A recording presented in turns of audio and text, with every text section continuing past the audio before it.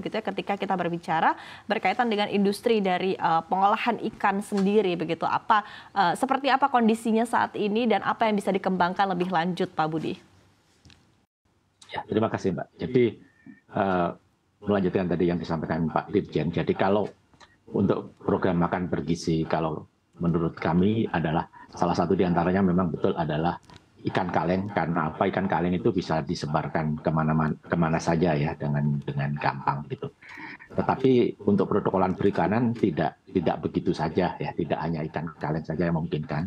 Nah, kami mengusulkan juga bahwa adalah produk-produk olahan ikan yang beku, produk-produk ikan frozen.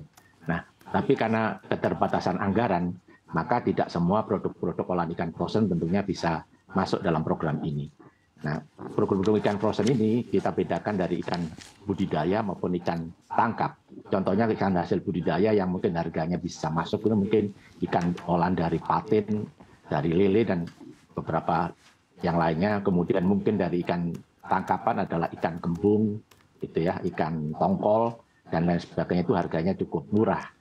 Nah, selain itu ada juga satu produk yang kami juga mengusulkan untuk bisa masuk dalam program ini adalah program yang dinamakan surimi based product ya. Produk yang berbahan baku ikan surimi. Nah, itu harganya relatif cukup murah dan juga kandungan proteinnya cukup lumayan tinggi. Contohnya surimi based product itu adalah ikan-ikan bakso ikan, siomay, terus yang sekarang banyak digemari oleh anak-anak muda itu misalkan odeng dan lain sebagainya. Banyak sekali variasi-variasi di situ.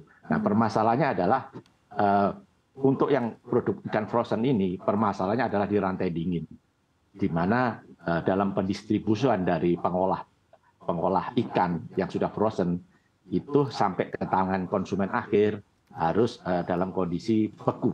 Nah, ini adalah permasalahan yang akan kita hadapi. Jadi mungkin nanti bisa bervariasi untuk daerah-daerah yang memang belum siap untuk produk frozennya bisa dengan menggunakan ikan kaleng, kemudian yang sudah rantai dinginnya sudah terjaga juga bisa berganti-ganti antara ikan kaleng dengan produk-produk ikan frozen. Saya kira itu sementara dari saya. Oke, tantangan kendala utama yang dirasakan oleh pelaku industri sendiri seperti apa? Ya, jadi seperti tadi juga disampaikan Pak Dirjen bahwa tantangan utama kita itu adalah menjaga rantai dingin, Mbak. Menjaga rantai dingin, baik itu dari bahan baku maupun nanti pada waktu distribusi gitu.